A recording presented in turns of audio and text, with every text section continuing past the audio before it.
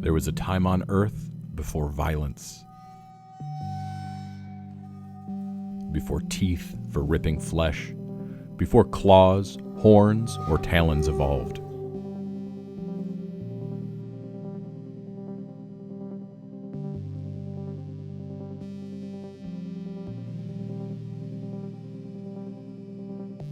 Soft-bodied hydra swayed in warm seas, filtering particles from the water. As the world entered the Cambrian period, there was an explosion in the number of species. The extra competition drove animals from filter feeding to feeding on each other.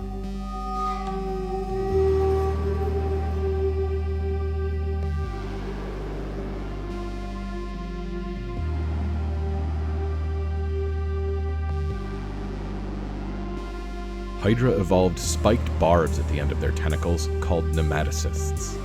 When the tentacles contact their prey, barbs shoot out, penetrating the exoskeleton. This Daphnia has just been injected with a fast-acting venom.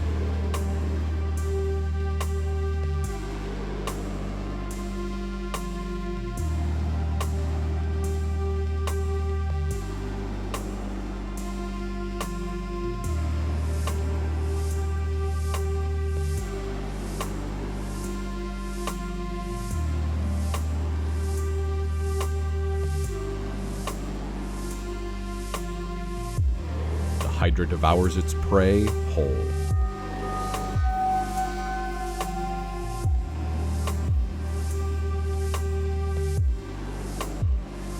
Soft bodies gave way to defensive shells to protect from the crushing jaws that came along with the Cambrian explosion of species.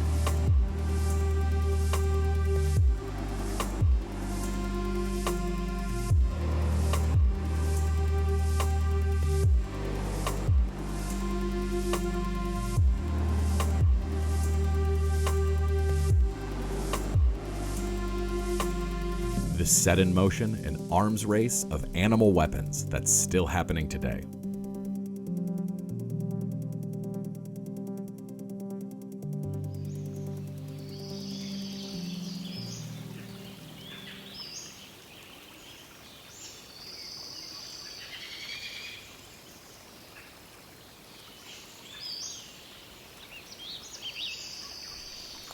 %32% of animal biomass on Earth is human.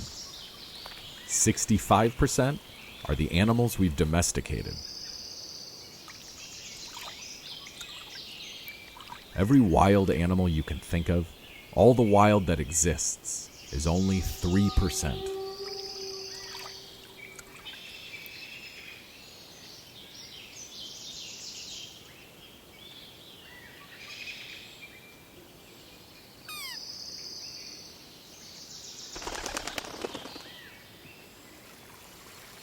It makes me realize how special the small patches of wild that remain truly are.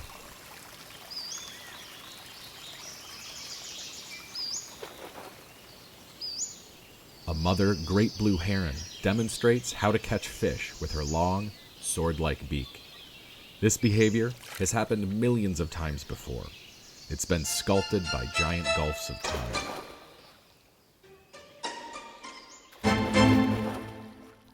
It doesn't make this difficult task any easier to learn.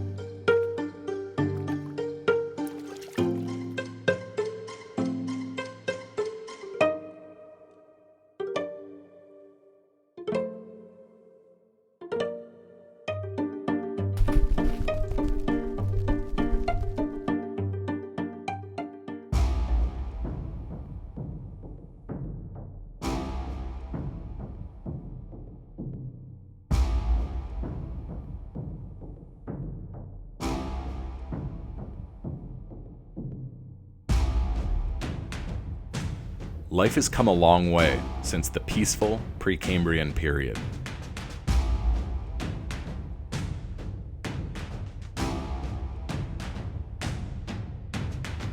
Head-to-head combat is a force that's taking animal weapons to extremes. Crayfish defend burrows. The burrow protects them from attack on 3 sides and forces head-to-head combat, a duel. In these circumstances of one-on-one dueling, larger weapons often determine the winner, making an evolutionary pressure for larger and larger claws.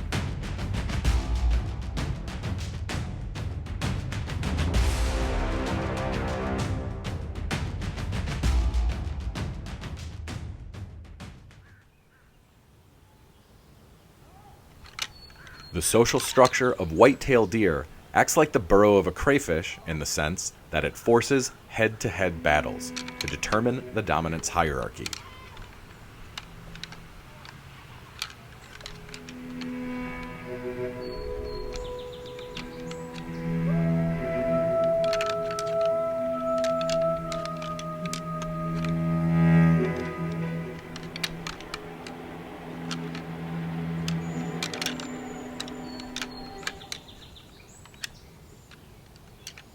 These head-to-head contests are an honest measure of the health and the strength of an animal.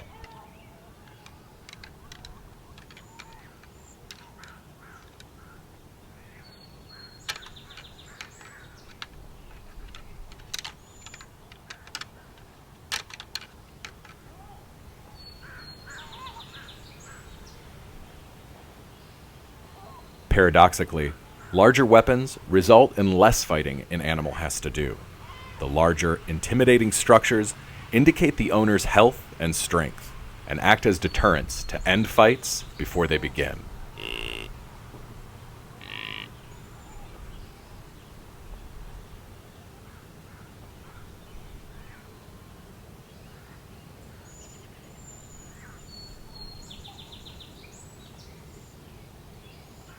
I'm not the only one who notices areas of relative calm around the males with larger antlers. Life, with all of its behaviors and strategies for survival, is only the latest creation of time and evolution, with an unbroken chain of survival reaching back 640 million years to the first sponges that lived in the sea.